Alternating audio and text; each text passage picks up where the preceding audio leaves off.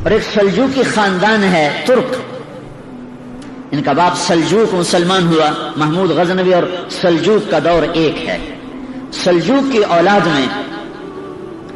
ایک بادشاہ ہے الپ ارسلان، اللہ نے اس کے ذریعے سے اپنے دین کو عزت بخشی اور اہل ایمان کو عزت بخشی۔ یہ اپنے سرکاری دورے پر نکلا ہوا ہے، اسے اطلاع ملی کہ قیصر روم رومانوس 3 لاکھ کا لشکر لے کر اپنی حدود سے نکل چکا ہے۔ آرمینیا کہاں اور اصفہان کہاں، ہزاروں میل کا بیچ میں سفر۔ تو اس نے سارے اراکین سلطنت کو جمع کیا،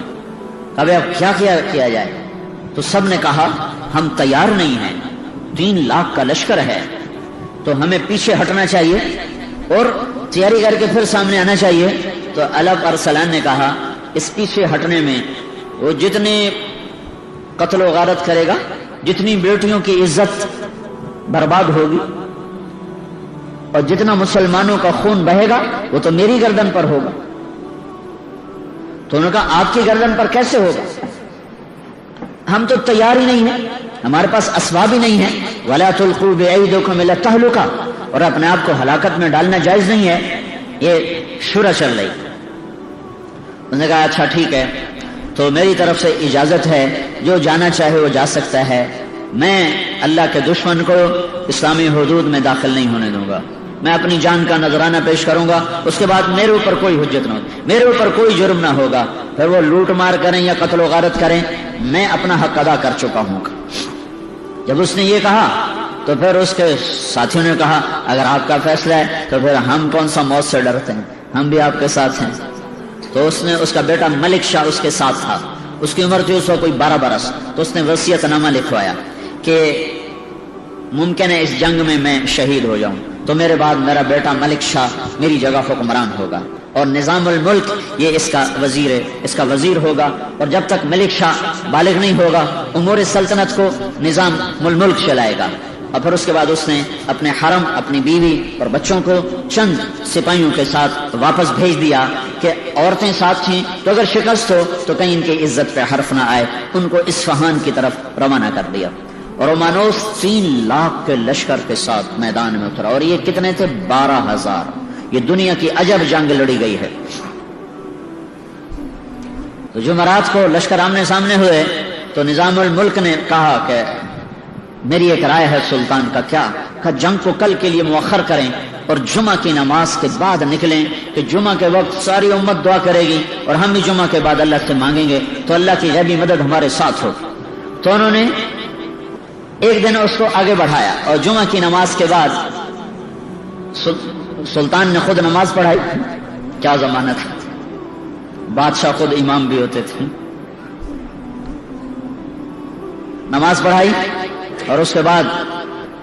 وہ گھوڑے پہ سوار ہوا اور اس نے اپنی لوہے کی ٹوپی اتار دی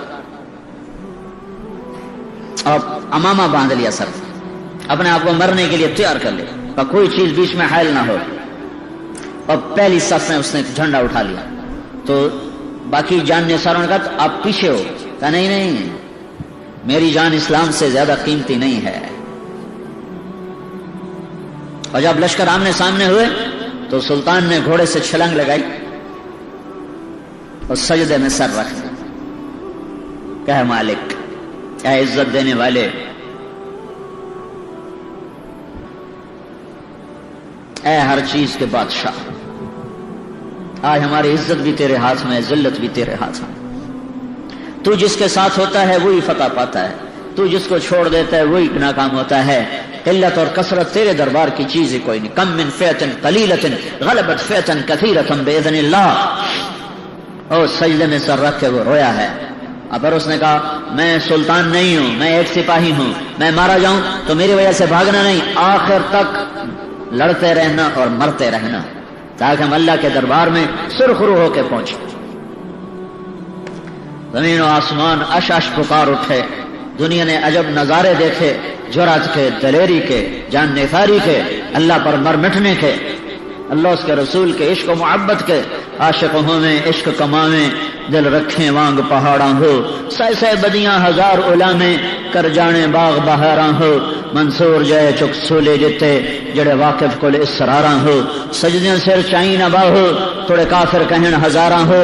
عاشق سوئی حقیقی جڑا قتل معشوق دے مننے سر نو جوڑے تے مکھ نہ موڑے بھویں 100 تلواراں کھنے سچا عشق حسین دا باہو سر دتے تے راز نہ بھنے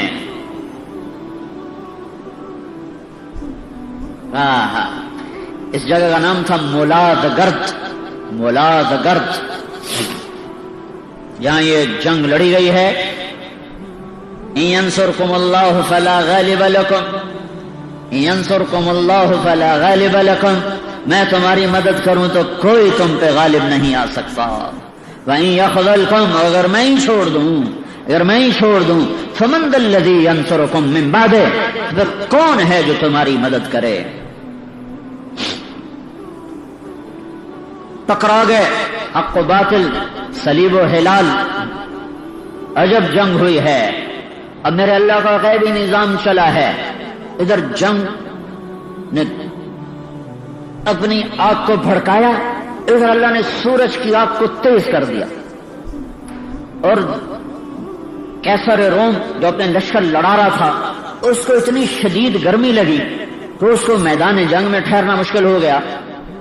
اس کے اوپر چھاؤں سایہ اور اس کو ہوا دینے کے لیے 7 کنیزیں کھڑی ہوئی ہیں اور 3 لاکھ آدمی ساتھ تھا 1 لاکھ 7 مزدور کارندے اور 2 لاکھ لٹیرے آئے ہوئے تھے کہ جب فتح ہو جائے گی تو پھر ہم لوٹ مار کا بازار گرم کریں گے لہذا ان کو شکست کا کہیں تصور نہیں تھا تو اس کو لگی شدید گرمی تو وہ پیچھے ہٹا گرمی سے بچنے کے لیے اپنے خیمے کی طرف ہٹا جب وہ پیچھے چلا ہے تو اللہ تعالیٰ نے رومیوں کے دل میں ڈالا کہ ہمارا بادشاہ بھاگ گیا ہمارا بادشاہ تو فرار ہو گیا بس یہ خیال آنا تھا کہ رومی لشکر کے پاؤں اکھڑے اور وہ بھاگے 12,000 3 لاکھ سے کہاں تک ٹکر لے سکتے تھے ایک ایک کر کے شہید ہو جانا تھا لیکن مکروا مکرن ومکرنا مکرا ینصرکم اللہ فلا غالب لکم میرے اللہ کا ایسا نظام چلا کہ رومانوس شدید گرمی سے تڑپا پیچھے ہٹا خیمے کی طرف جا رہا ہے تو سپاہیوں میں بات ہوئی بادشاہ تو بھاگ گیا کہ وہ بھاگا تو کیونکہ ان کی ساری جنگ تو کسی مقصد کے تحت نہیں ہوتی مسلمان تو مقصد کے تحت کام کر رہا ہوتا ہے وہ تو مقصد نہیں ہوتا صرف بادشاہ ان کا بادشاہ گیا تم بھی جاؤ جو بھاگے ایک دفعہ پاؤں اکھڑ جائیں لشکر کے پھر سنبھالنا مشکل ہوتا ہے تو رومانوس پلٹ کے آیا لیکن اتنے میں رومی لشکر کے پاؤں اکھڑ چکے تھے اور کیا ہے جو اللہ تعالیٰ نے کہا سألقی فی قلوب الذین کفروا الرعب کہ تم جاؤ میں ان کے دلوں میں رعب ڈال دوں گا اللہ نے ایسا خوف ڈالا اور ایسا رعب ڈالا کہ 3 لاکھ آدمی دوپہر تک عصر تک جمعے کے بعد تو جنگ شروع ہوئی عصر تک نہیں ٹک سکے اور بھاگے اور ہر ایک دوسرے سے آگے بھاگنے کی کوشش کر رہا تھا سارے مسلمان حیران پریشان ہو کے دیکھ رہے تھے کہ یہ کیوں بھاگ پڑے یہ کس لیے بھاگ پڑے اور بس میرے رب کا نظام حرکت میں آیا اور رومانوس پکڑا گیا قیدی ہو کے آیا جب سلطان کے سامنے پیش کیا گیا تو اللہ پر سلام نے پوچھا اگر میں گرفتار ہوتا تو تو میرے ساتھ کیا کرتا کہ میں تمہیں انتہائی ذلیل کرتا اور میں تمہیں ذلت کی مار دیتا اللہ پر سلام نے کہا لیکن ہمارے نبی نے ہمیں کہا ہے کہ عزت دار کی عزت کرو میں تمہیں ذلیل نہیں کروں گا آؤ اور اسے اپنے پاس تخت پہ بٹھایا کہا ادھر بیٹھو کہا اس کو بادشاہی پروٹوکول دیا جائے اس کا عزت احترام باقی رکھا اور پھر پلا اپنا مہمان بنا کے رکھ پھر اس کو چھوڑنے سرحد تک گیا پھر کہنے لگا اگر پھر بھی شوق پورا کرنا ہو تو آ جانا ہم پھر حاضر ہیں اس نے کہا میں بھی پھر حلال کا نہیں ہوں اگر میں تیرے جیسے انسان کے سامنے تلوار اٹھاؤں